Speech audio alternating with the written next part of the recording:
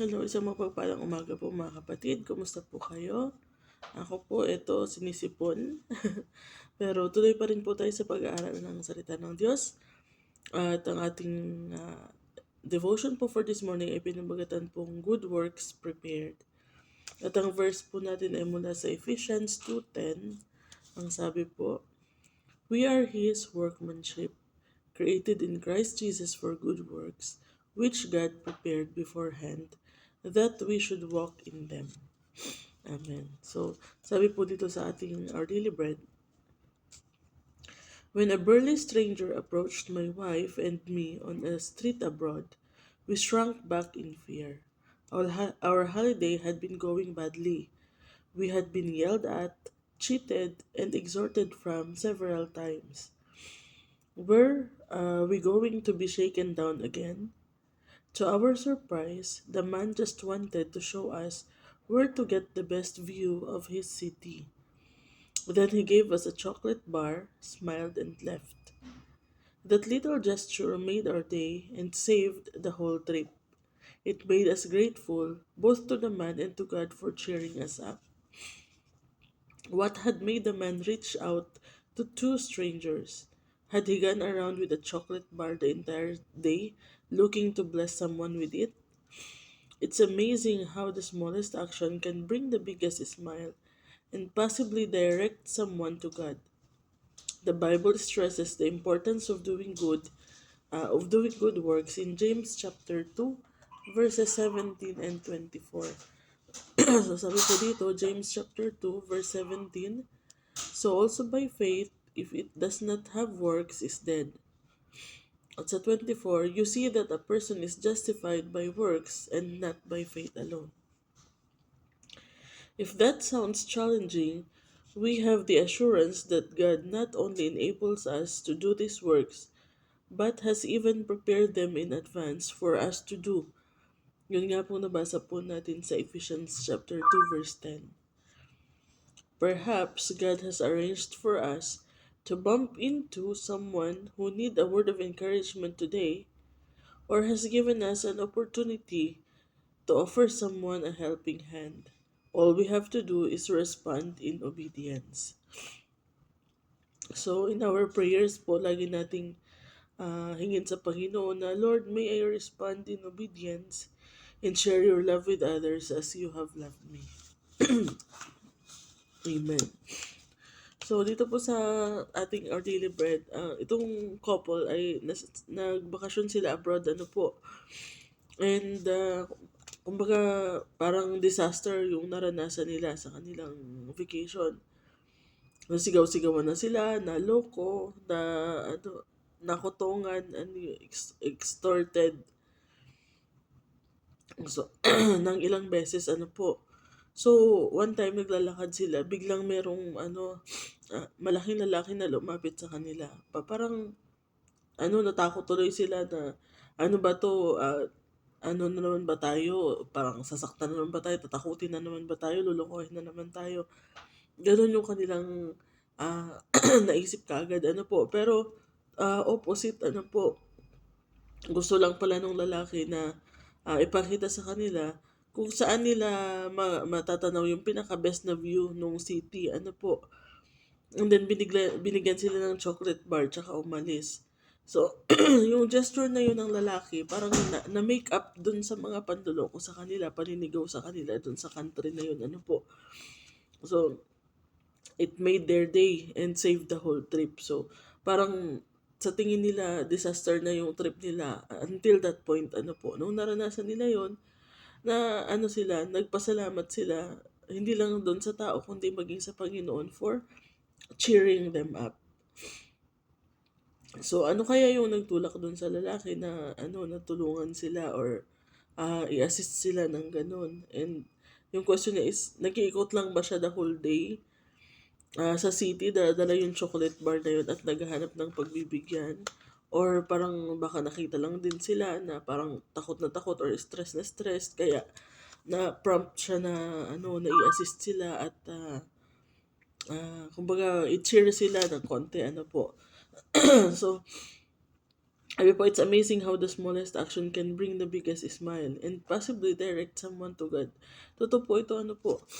Minsan yung mga simpleng gesture, simpleng assistance na ibinibigay sa atin, ay nag-iiwan po ng napakalaking impact. At yung katulad nga nangyari sa kanila, mapapa-question ka, anong meron sa tao na yon? Bakit siya mabait? Bakit niya ako tinulungan? So sa atin din, sa part natin bilang mga Kristiyano, pag tayo din ang gumawa ng ganun, that person na tinulungan natin or in-assist natin will ask, bakit? Anong meron sa kanya? Bakit niya ako tinulungan ng ganun lang? Kahit simple lang yung gagawin natin. They will ask. Kasi usually ang mga tao ngayon, parang walang pakialamanan, bahala ka dyan sa buhay mo. Pero katulad nito, yung simpleng gesture lang ng pag-assist or pagtulong, yung pagbigay nga lang ng chocolate, it could direct someone to God, lalo kung alam nila na tayo ay Kristiyano. Kasi tatanong siya, ano meron sa kanya? Christian siya. May Diyos pala siya sa buhay niya, kaya siya ganun. So, wag po nating ipagdadamot yung ating, excuse me po wag po nating ipagdadamot yung ating tulong. Kung meron po tayong magagawa, it doesn't have to be monetary. Hindi naman natin kailangan gumastos para tumulong sa kapwa. Pwede lang na kung may nakita tayo may binubuhat na mabigat, i-assist natin. Kung meron tayong nakikitang ipagbukas natin ng pinto, yung mga ganun. Kung kung may nakikita tayo na medyo physically challenged, yung mga elderly or mga bata natatawid, tulungan natin.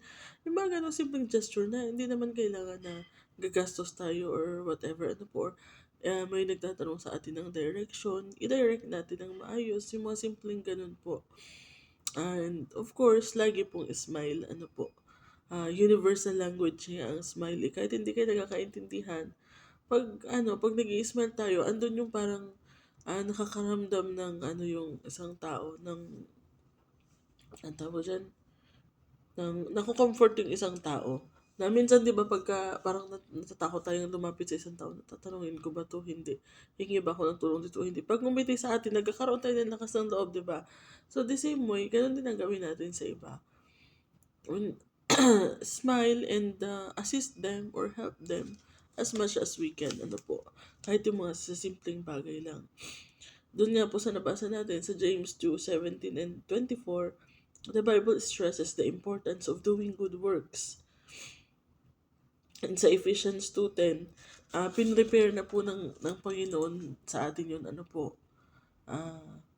we are created in Christ Jesus for good works, which God had prepared beforehand, that we should walk in them.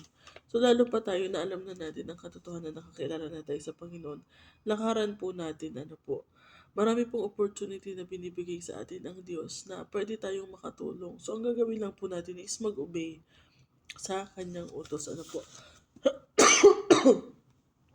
Excuse me po. Sabi po dito sa James, faith by itself, if it does not have works, is dead.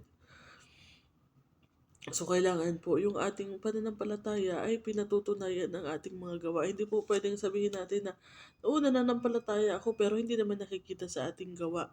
Dahil nananampalataya tayo, dapat pakita yun sa ating gawa. Laging kasunod. Laging kasunod yung ating good works. So, sabi po dito, sa verse 18 nga ng James chapter 2, but someone will say, you have faith and I have works. So, show me your faith apart from your works and I will show you my faith by my works. So, dapat ganun po tayo,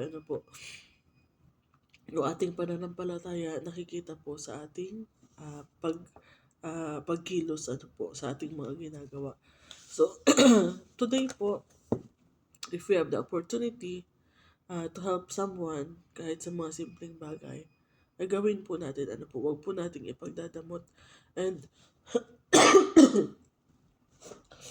alalahanin po natin, sinabi din po ng Panginoon na pag tumutulong po tayo sa mga less privileged, para din po sa Kanya natin ginagawa yung ating pagtulong,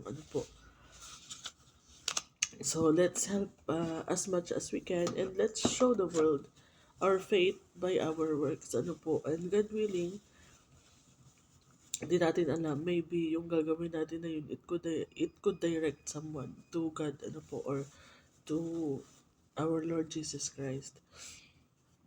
Maraming mga pagkakataon na parang ang mga tao wala na silang tiwala, or parang takot na silang magtiwala, hindi na sila naniniwala sa Diyos even. Pero pag pinakita mo sa kanila yung pananampalataya mo by your works, doon sila na ida-direct sa Panginoon na, okay, by Diyos pala talaga. Kumikilos pala ang Diyos, buhay pala talaga ang Diyos. So, nawa ay may natutunan po tayo for today. Medyo maiksi lang po ang ating devotion kasi nahirapan ako magsalita. So, let us pray. Hallelujah. Salamat, Panginoon, for your words.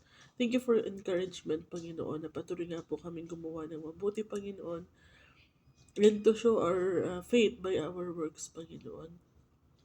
And Lord, nawa ay patuloy niyo po kami bigyan ng opportunity na makatulong din po sa aming kapwa, and give us a prompt, Panginoon. Push niyo po kami, Panginoon, to do something, Panginoon, para sa mga people in need, Panginoon. Kung ano man po yung mga maitutulong namin sa kanila in any way that we can, Panginoon, ay bigyan niyo po kami ng kakayahan, Panginoon. Bigyan niyo po kami ng lakas ng loob din. At bigyan niyo kami, Panginoon, ng lakas, O Lord, to help people, Panginoon, na nangangailangan. Salamat, Panginoon, at talangin ko po, Panginoon, na bigyan niyo rin po ng kagalingan ng mga karamdaman ngayon. Lahat din po, Panginoon, na nagdaranas ngayon ng sipon at ubo, Panginoon, dahil sa tag-ulan at taglamig, Panginoon. Bigyan niyo po nawa kami ng kagalingan, Panginoon. Maraming salamat, Lord. We dedicate this day to you, Panginoon, in Jesus' name. Amen. So, yun, maraming salamat po, mga kapatid. Ingat po tayo sa maghapon, at God bless you all.